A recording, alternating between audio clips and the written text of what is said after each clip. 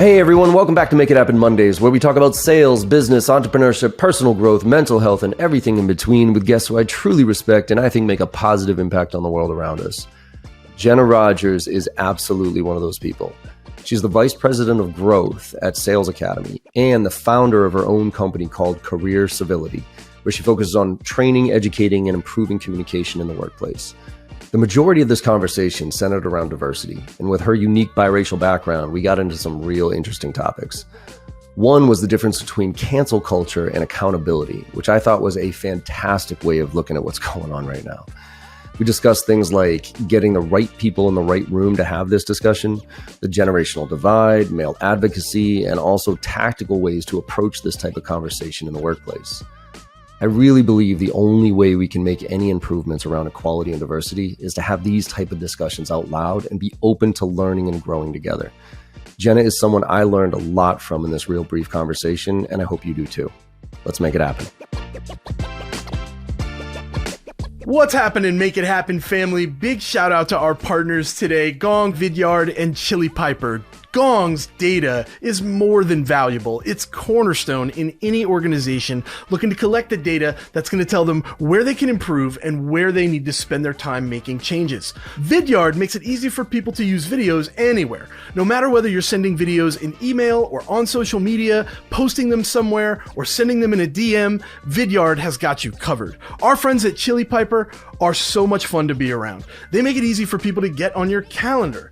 And every sales rep has got to have this function locked in. It's one of the most important things we can do as a seller. How can I get you on my calendar easily? Chili Piper can make that happen for you. Be sure that you're checking out all these great tools. And now let's pass it over to John to find out who's joining him today. See you soon, everybody.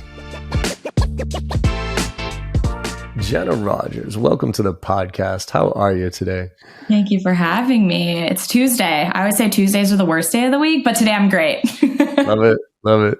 Yeah, I don't even know what day of it. Like these days, I don't even really pay attention to what day. I remember when like COVID first hit, somebody was asking me. I'm like, I vividly remember on a Tuesday, as a matter of fact, I said to my wife, "Oh man, I can't believe today's Friday," and she's like, "You do know it's Tuesday, right?" I'm like, "Shut up! No, it's not. No, it's not."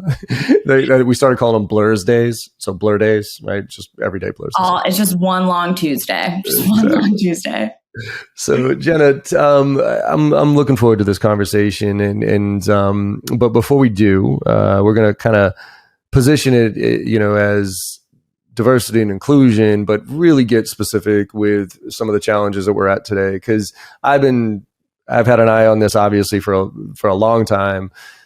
I've seen some improvements, not many, but I also am very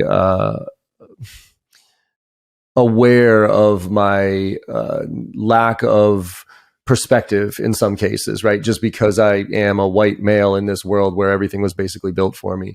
And so I'm very curious with everything that's going on, some how we've evolved and how we continue to evolve to make this a better for everybody, and not just people of diversity, but also individuals and businesses and everything else. But before we get into that, Jenna, you have a very interesting background that I think puts some really cool context to this conversation. Would you mind sharing with the audience a little bit of where you're coming from and why this is really important for you? Absolutely.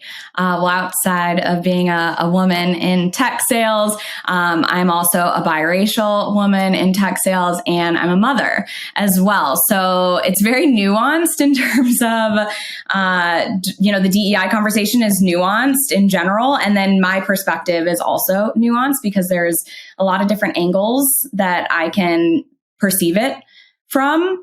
And I like to call myself professionally, I like to call myself a corpreneur. So I work in corporate full-time sales, but then I'm also an entrepreneur, and I have my own LLC consulting business where I'm helping individuals and teams communicate more effectively in the workplace. So whether that's amongst colleagues internally or with clients externally, my goal is to change the conversation in the workplace, because I really do think that communication is the catalyst for a lot of change. So I appreciate the podcast format as well, because this is the opportunity for us to start having these conversations. Yeah. And I think the biggest thing is the willingness to have the conversation out loud. That's the one improvement I have seen, is that that there is an openness now to having this dialogue, whereas before it was more than uncomfortable to have this dialogue, specifically for somebody in your position. And so, your focus is on the conversation, right? There's two sides of this equation that I'm trying to figure out, right? There's the people without real perspective on it and feeling like the whole world is coming down on them, right? Because they grew up a certain way and they have a certain perspective. And I actually even have the tattoo on my arm, and I believe this wholeheartedly of, when you're accustomed to privilege, equality feels like oppression. Yes. And I try to tell people, like, privilege isn't being, a silver spoon in your mouth. It's not being given anything, right? Privilege is the fact that when I wake up in the morning, I don't have to worry about what I'm wearing today so I don't get sexually harassed. Privilege is when I drive down the street and I get pulled over by a police officer, I'm not worried about getting shot. And again, those are broad brush strokes. Not all police are bad. Not, I don't want to go down that route, but that's privilege to me, right? And if you don't recognize it, that, being a 6'1" white male in America is at the very least an advantage. So that's actually, I'm trying to change, going back to dialogue here, I'm actually trying to change the word privilege because I think it comes with such negative, and it's almost like my defenses go up immediately. Yeah. But you cannot argue that it's an advantage. And so how are you helping people on, first of all, from one side, being able to be confident enough to bring this up and address it when they see issues because it's coming after them, versus people who have lived a certain way their entire lives and now the world is changing on them and they are very uncomfortable with it? Yep. To the first piece of that question, how am I comfortable and confident in doing this? I'm not always. It is tough. It's something that I have to actively practice every day, but it's also something that I grew up with. So I come from a biracial, bipolitical household. So my mom is white, my dad is Black, my mom is a Republican, my dad is a Democrat. And I just grew up observing how cultures can mesh and how conversations can be had and not be had. So that is something that I spent my childhood almost internalizing, two polar opposites. And lo and behold, I grew up into a world of social media and into a world of polarization. And I somehow have this background of knowing how to navigate the two. And in terms of like the comfortability, I think a lot of it comes from one, listening, and two, knowing that you're not going to be right. I was never right in the world. Like I didn't fit into this bucket. I didn't fit into this bucket. So I got really comfortable being wrong all the time.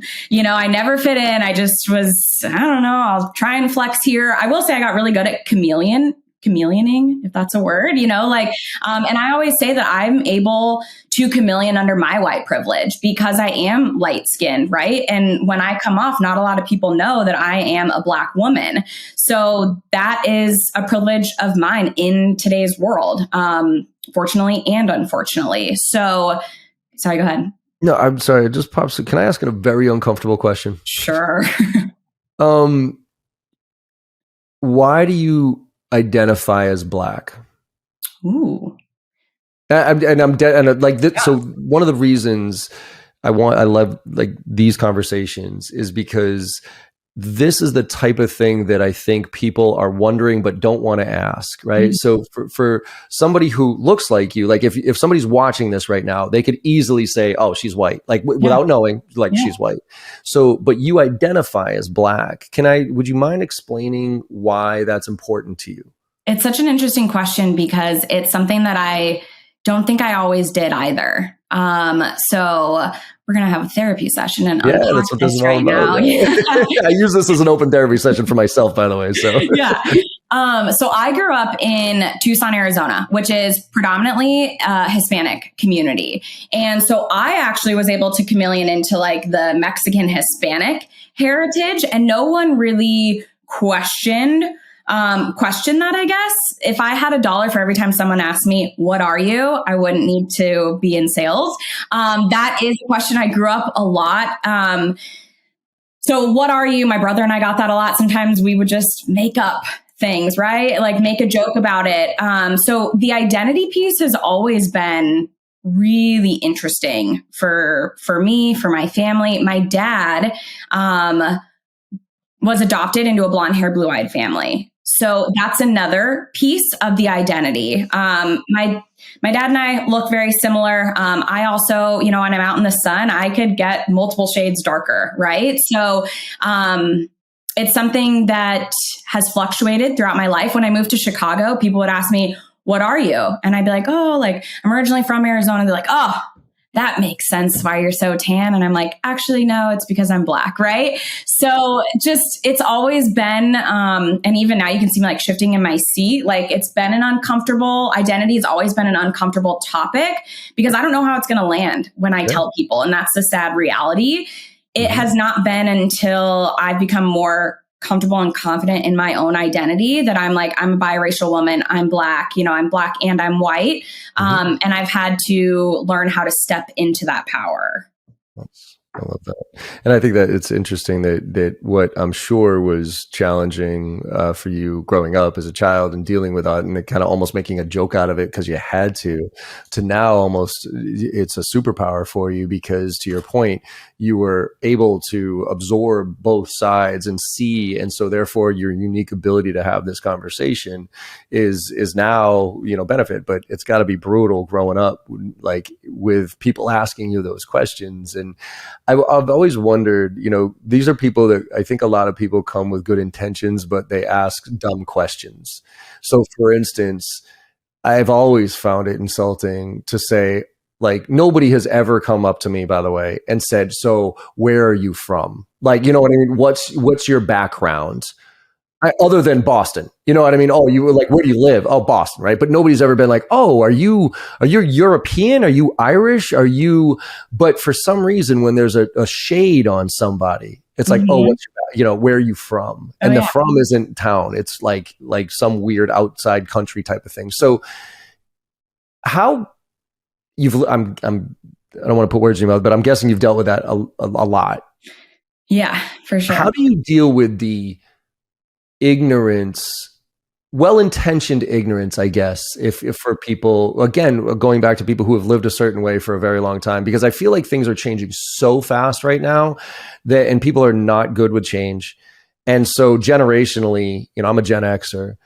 I think we're on the cusp of the ones who are starting to be okay, like can handle the fast moving, but anybody older than, 50 years old right now is like fucking like, I don't know what happened. I don't know what to call people at this point. So they're genuinely asking questions, but they're to a certain degree ignorant questions. So how do you handle somebody like that is asking questions that are insulting, but they're not malicious? Yeah, it's a great question. And that's the premise of Career Civility, the business that I'm building, is that there is a human on the other end of every conversation. So if you can recognize that when you're in these heated arguments or when a question is being asked, to take that beat and be like, okay, that was stupid, but like there's something else there, right? And again, this isn't like, it's something that I had to learn, even,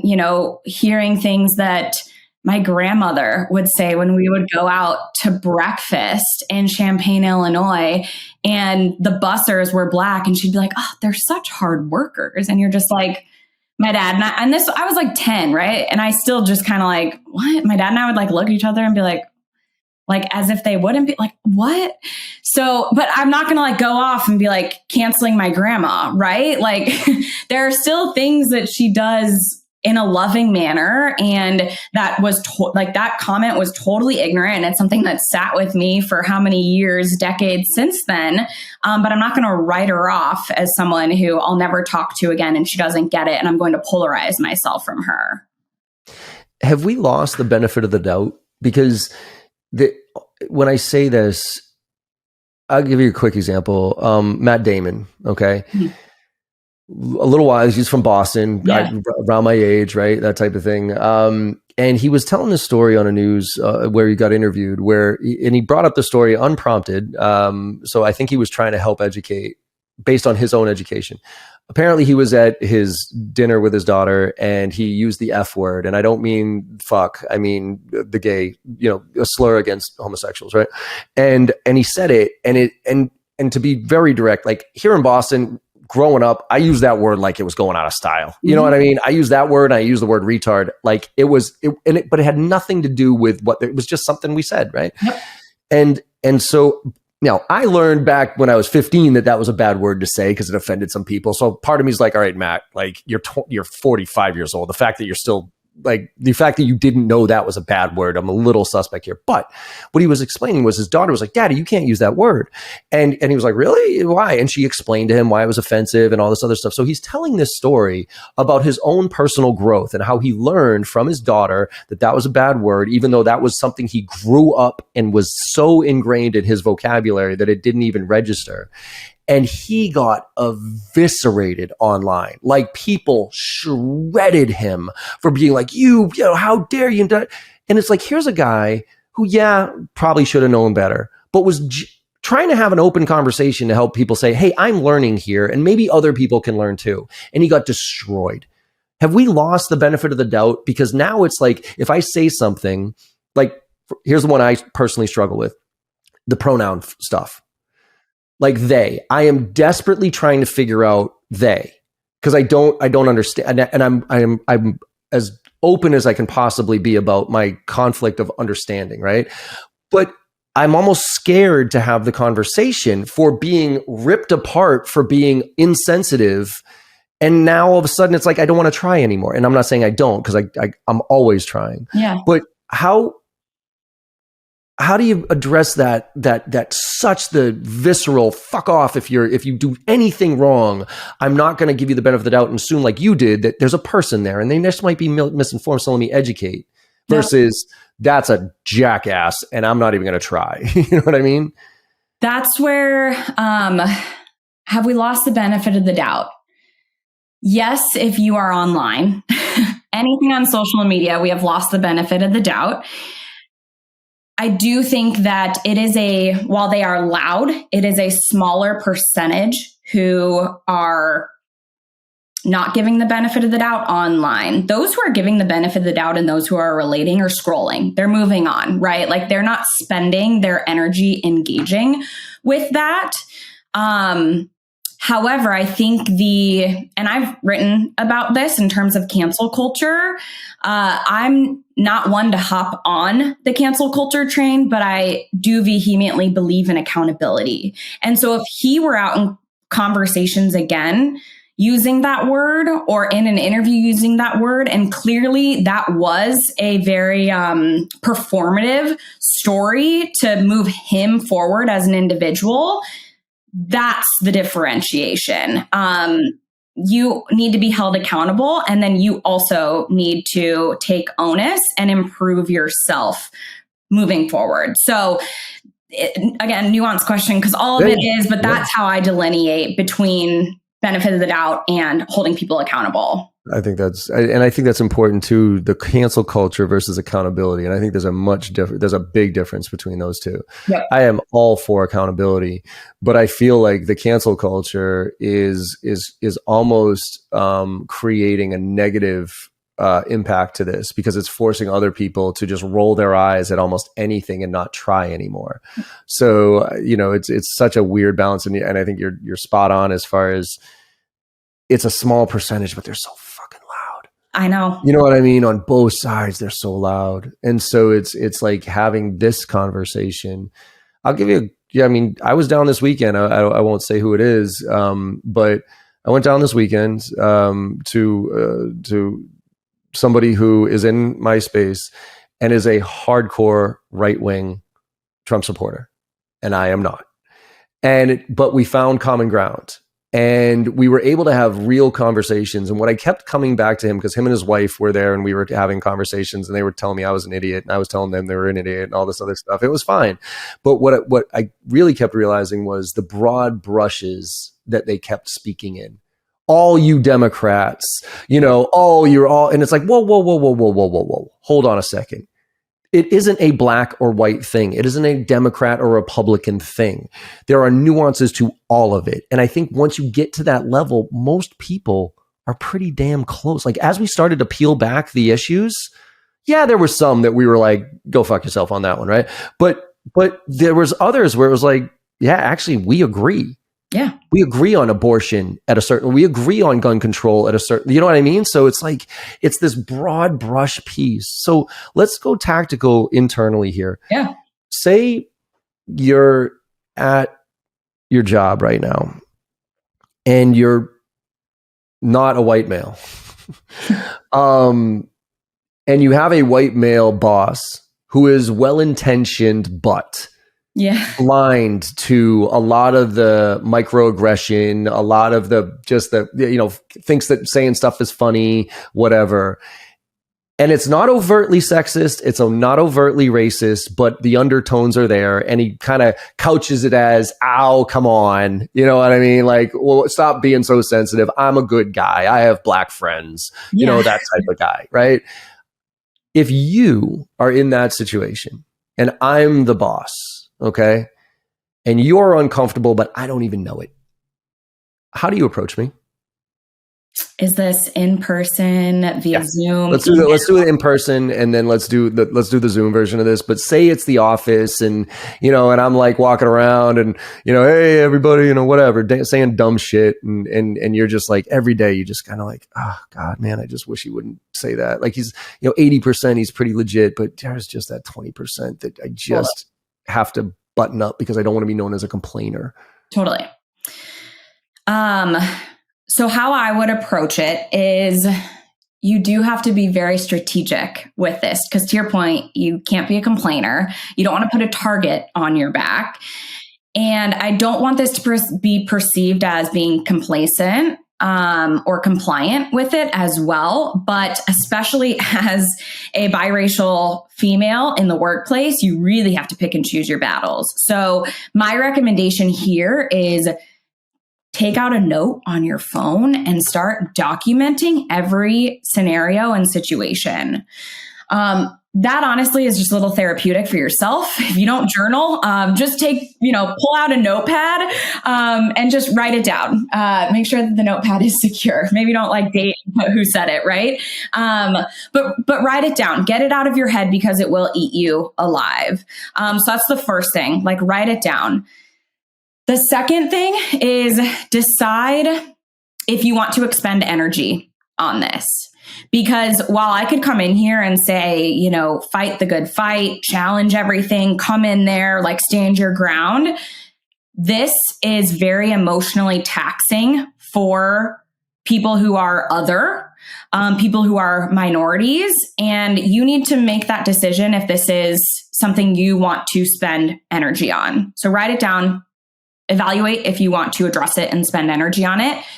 Then evaluate how you can do this and where you would most feel safe doing this.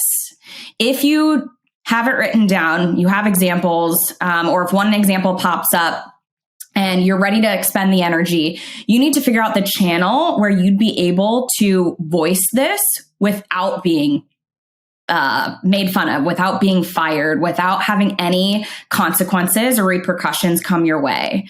If you work at a larger organization, maybe that's HR. If you work at a smaller organization, maybe it's just your coworker. Figure out a safe space where you'd be able to bring this forward.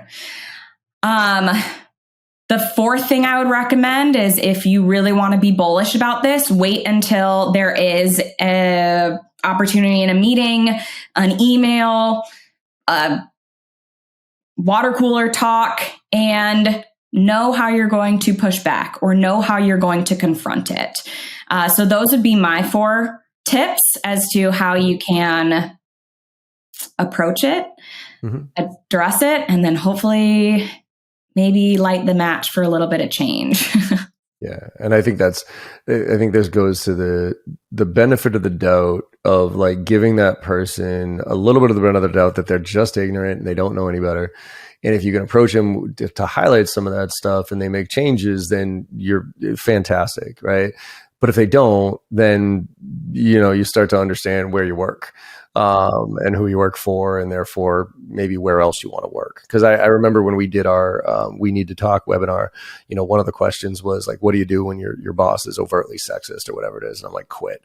I go, because there's the likelihood of you changing an overtly sexist person, not high. So going back to your emotional, like the amount of emotion that it would take to address that, probably not worth it. And so that's where you just got to go find a company that realigns with your values and everything else, which I think is hopefully something that's happening right now with what happened with COVID, is that a lot of people are kind of reassessing what's important to them and looking for opportunities that align with their values and not just money oriented, but really feeling welcome at work. I think that's a huge part of what's happening right now for the quiet quitting and those type of things as well. Yeah, for the better. Yeah, exactly, as they should.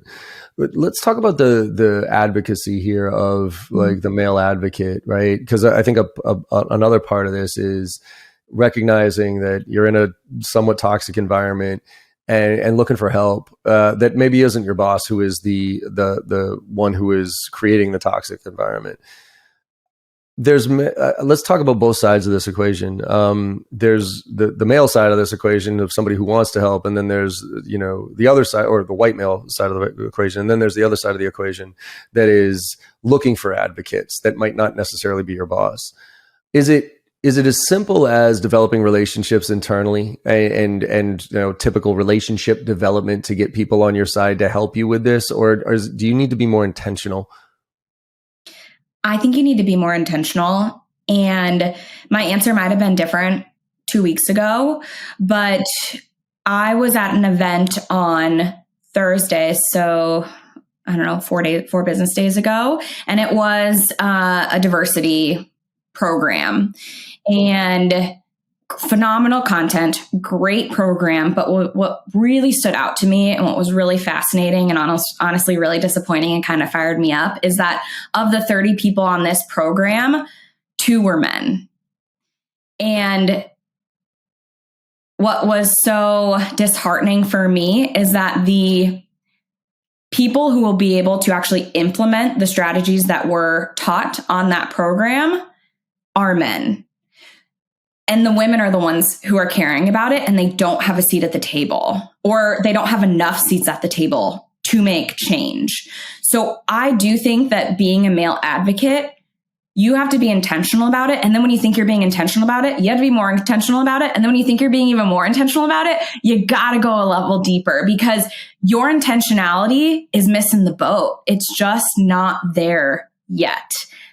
I give everyone, like, everyone's a human at the end of the day. Everyone has a mother. Literally everyone has a mother. Literally. Yes. Regardless of your feelings about your mother, yep. Like, everyone has a female presence in their life. So yep. That's where I think if we're all sitting at a table and we're talking about gender equality and inclusion, like, you all have a common thread there. Like, that's what we need to harness and lean into when we're thinking about these policies, these programs, this intentionality. Yeah. Yeah. I mean, if everybody's not involved, then it ain't going to work. And this is actually on the opposite side of that.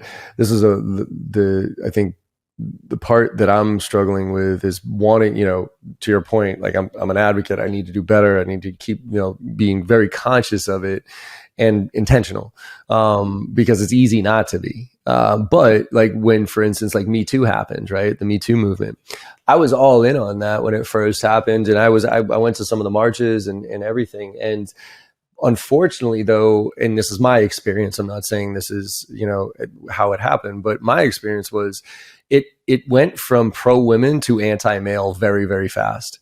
And I would show up to some of these, events and whatever, and all of a sudden just be getting yelled at just because I was a male. And it made me want to just be like, okay, never mind.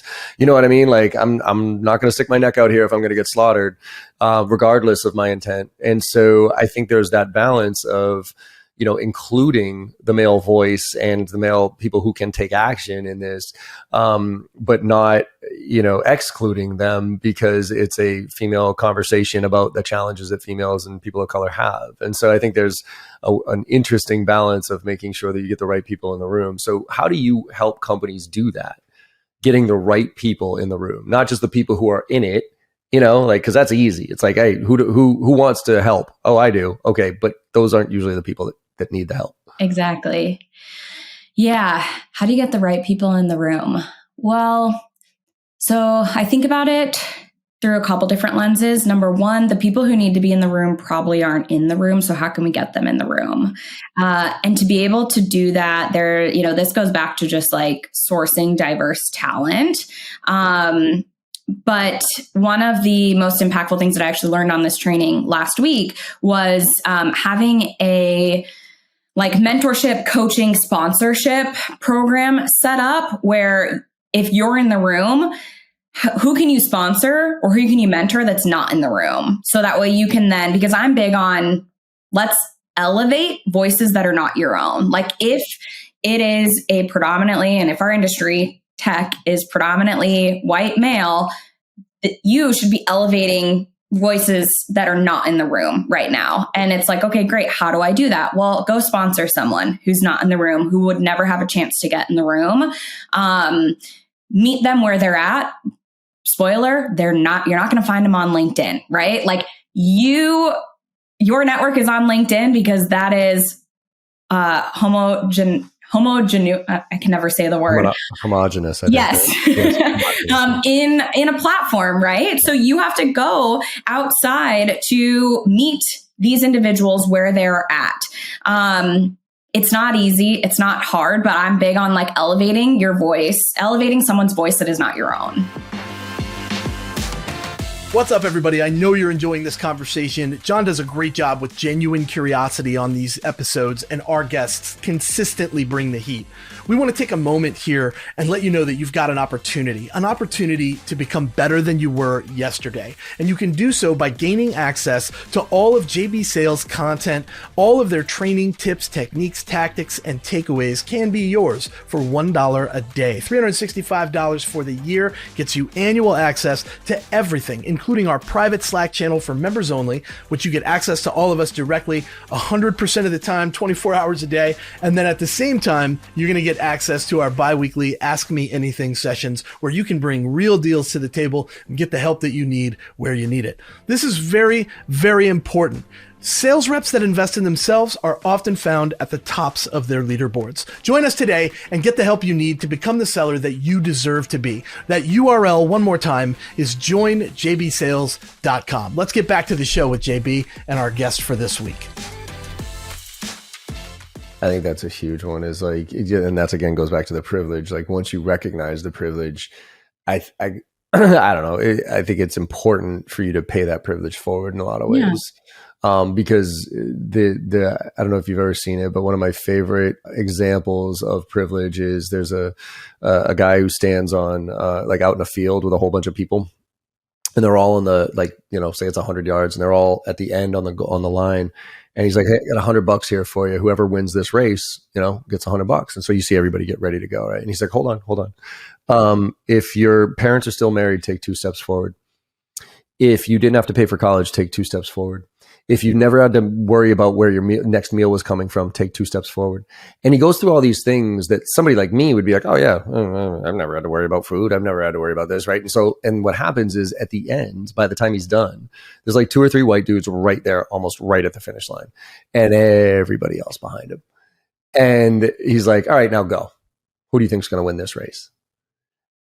And that struck me as, that's privilege. You know what I mean? That's advantage. And so to be able to give other people that platform and that ability and be proactive about it, I think is the key part. I don't think we can, or at least me, I'm going to say this about me. Black Lives Matter made me realize when I woke up about it, it's not okay anymore for me to just say I'm not a racist. You know what I mean? Like, it's not okay just because, well, I'm not a racist. I got black friends. But no, now you have to do something. Yep. We need to have momentum in the right direction. And so that's why the intentional piece of this, I think, is critical. Yeah. And that's where I would say, take your microphone and walk it back to the people who are still at the starting line and hand it to them, right? What's your experience? I was on a meeting right before we started recording, and this woman is starting a nonprofit to help women who come from the foster system actually get on their feet. And she had said, I want to teach these women.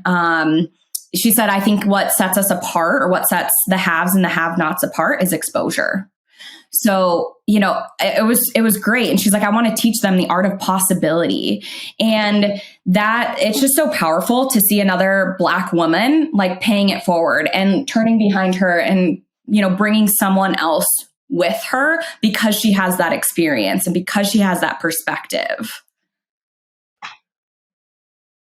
That's something I've seen change too. One of the things I noticed was there is a generational divide to a certain degree with and this was explained to me. I don't want to use the people's names because I don't want to call them out, but there's the older generation of women and this younger woman who was younger than me.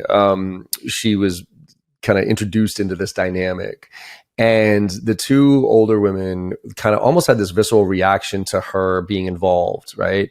And I even noticed it, and it was weird because I know all three of these women, and they're very, very, all of them are incredible.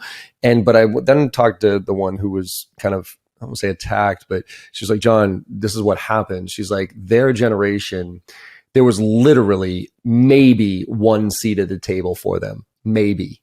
And so it was dog eat dog. I'm going for that table and I can't, you know what I mean? So like, she's like, I don't have any mentors because that generation they only had one seat. And so they all fought for that seat, and it wasn't collective. It wasn't collaborative. It was just, nope, screw you. I got to go get that seat.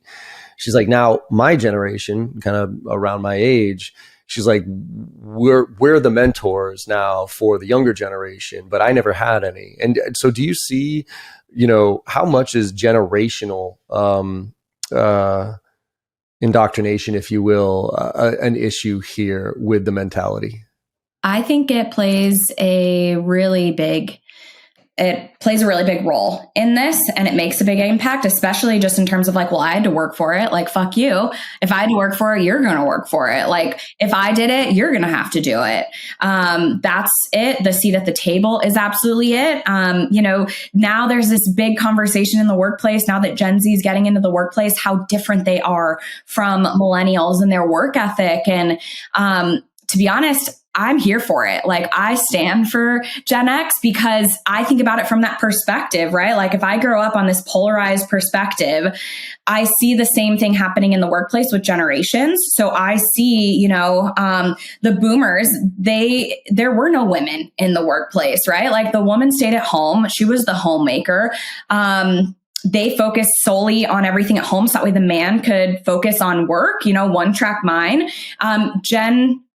Gen X was the first generation to come in and introduce work-life balance because both men and women were working and they both needed to pick their kids up from school and soccer practice.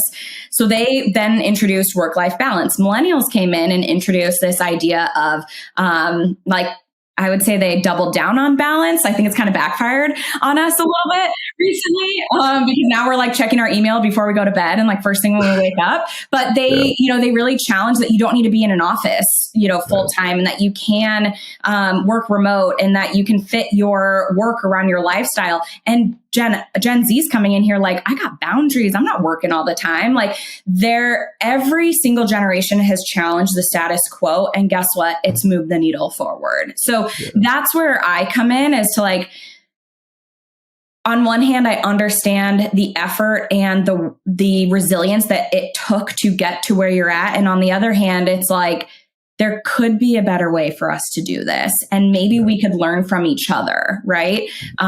Because maybe that boomer or that Gen X, if they learn a secret from the Gen Z, they won't have to spend twice as long getting to that spot as Gen Z does, and vice versa. Yeah, it's the amount we can learn from each other is if we're open to it.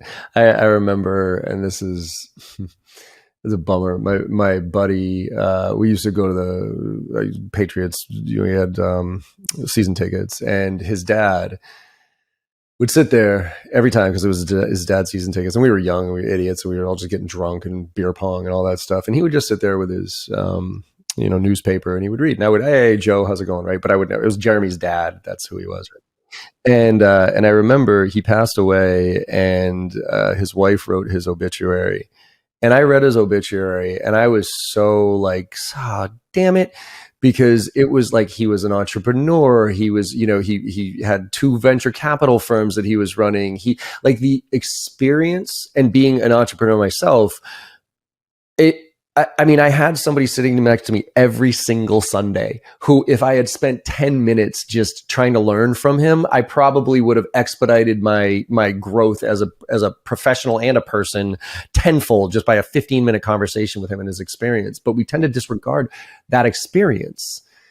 Why do you think that is? Why do you think that, especially here in the States, we disregard age and experience compared to other generations? Have you ever heard that thing where, like, if somebody's drowning, there's a child, a mother, and a grandparent, right? And they're all drowning. You can only save one.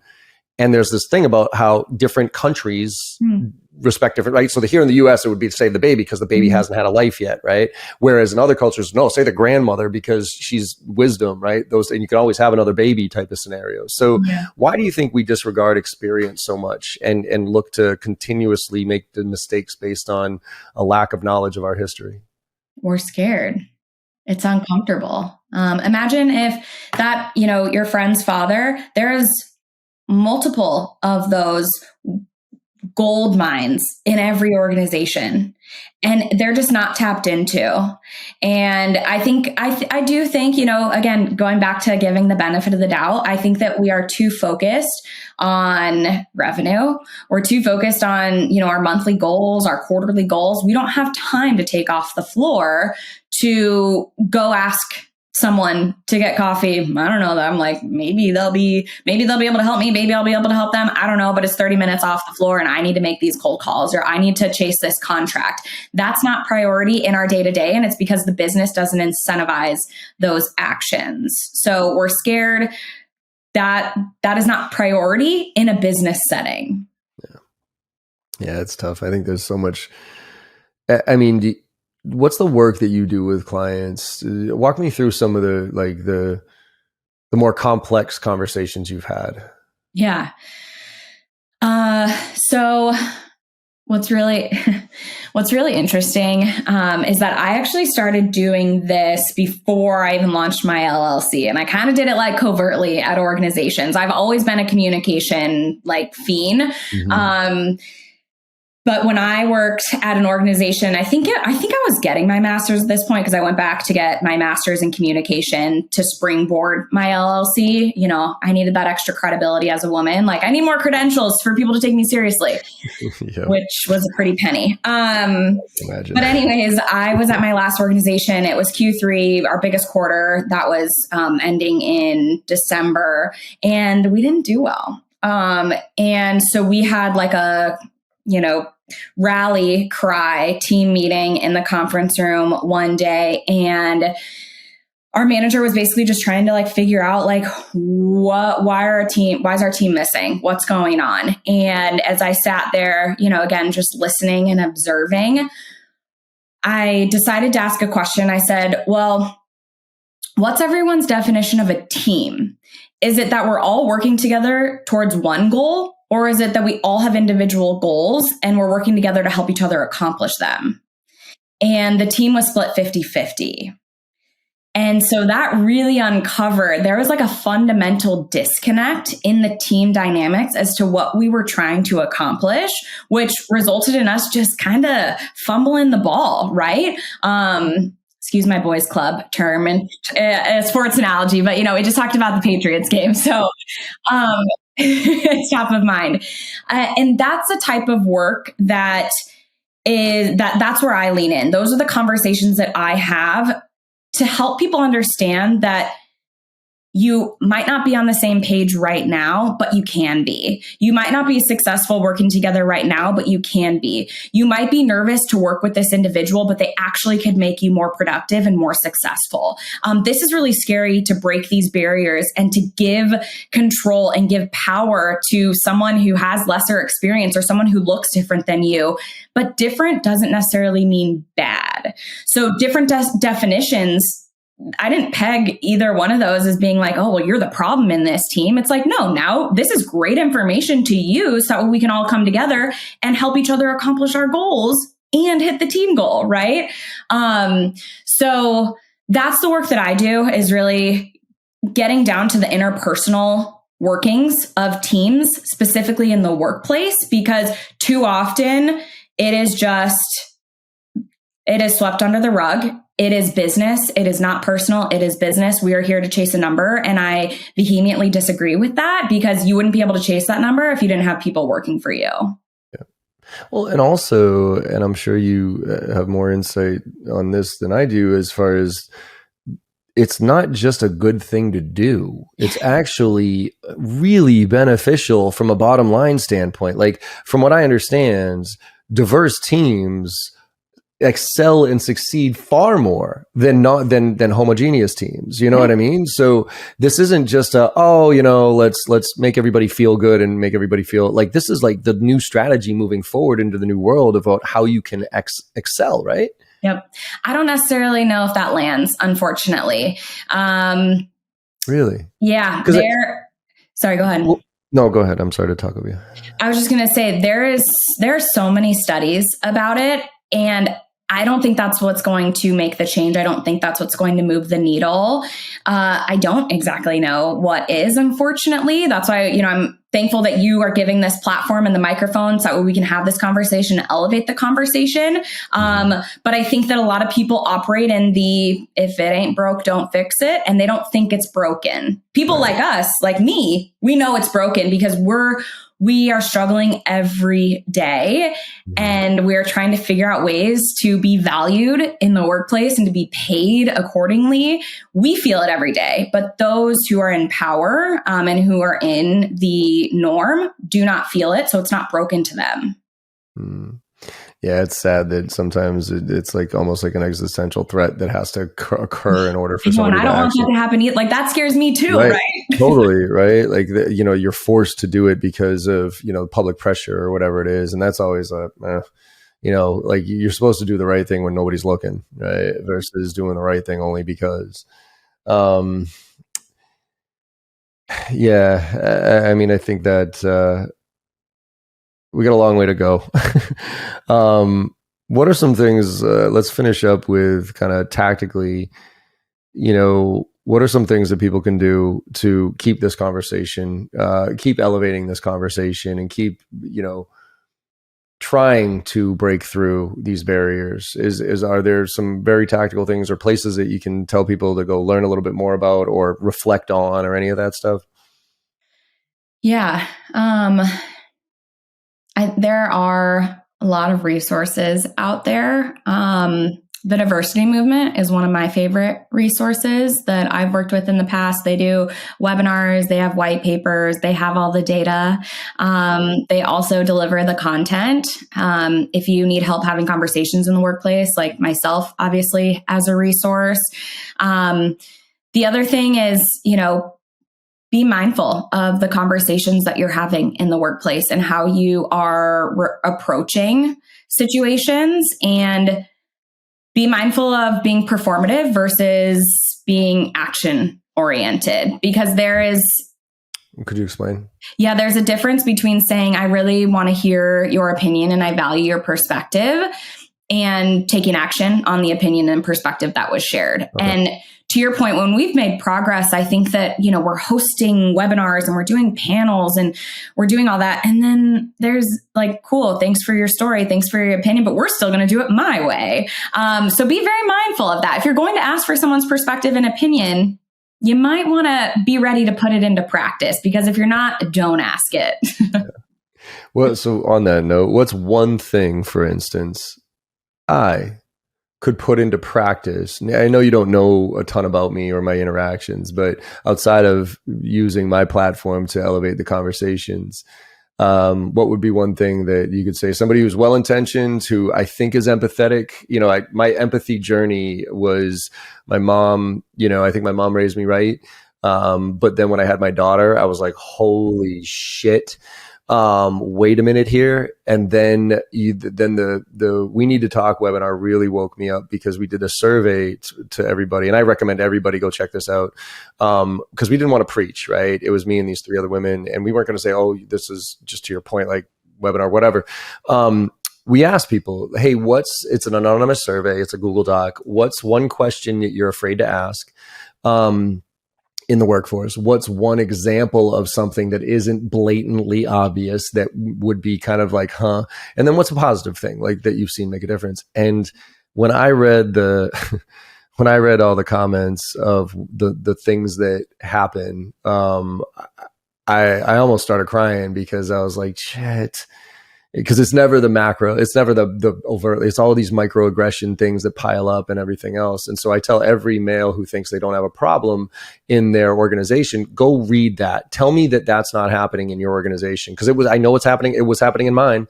You know what I mean? Like I'm that guy, like, oh, everybody likes John, he's a good guy. And but then every once in a while I'll say, oh, something off color, or, go to the party or whatever it is, but I'm a good guy. Right. So and I could tell that probably the women at that time just sat there and just probably shake their head. And I was like, Jesus, John, like, we love you, but man, stop. Like, but I'm not going to say anything because he's good. So I point people to that.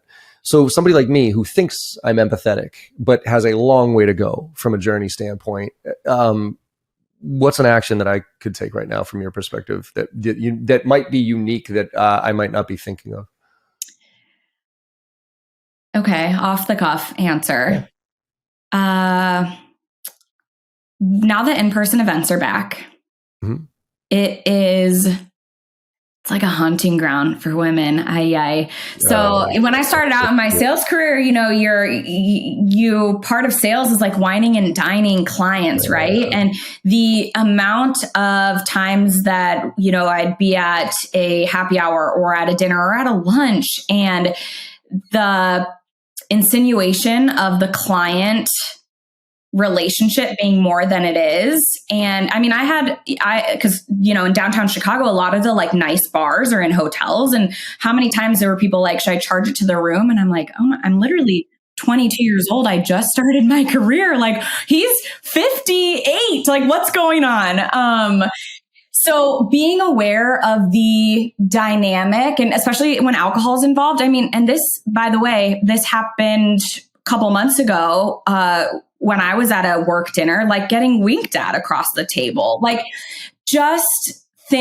these things happen. So when you're, I guess my recommendation would kind of be like, put your like big brother coat on, not like the show, but like if you actually were a brother and you had a younger sister, and if that's happening, like pull someone out of the conversation or ask, hey, I don't know, ask, like maybe we can think of questions to ask to have that be, women always have their thumb on the button of their phone so they can press it 5 times. That way it calls someone, or they always have their finger on an alarm. So if you could take that approach when you're back at these in-person events and be on high alert, as opposed to glossing it over, because these things are happening right under. Like, I was literally sitting at a table with 12 other people and someone was winking at me across the table. And I was like, does no one else see this? Wow, yeah.